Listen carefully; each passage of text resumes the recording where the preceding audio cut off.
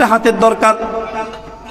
যার কাছে কিডনি নাই সে বুঝতেছে কিডনির কদর, যার কাছে দাঁত নাই সে বুঝতেছে দাঁতের কদর, যার কাছে হায়াত নাই সে বুঝতেছে হায়াতের কদর, যার কাছে জীবন নাই সে বুঝতেছে জীবনের কদর।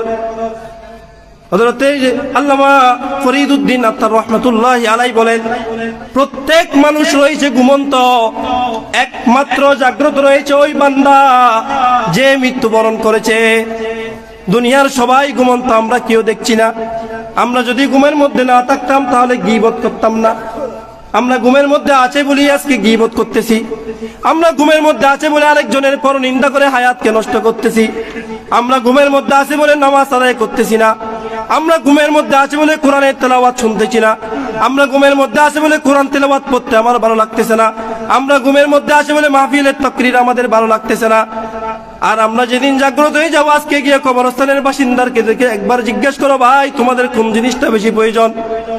এক বাক্যে এক মুখ দিয়ে খুলে বলবে, ভাই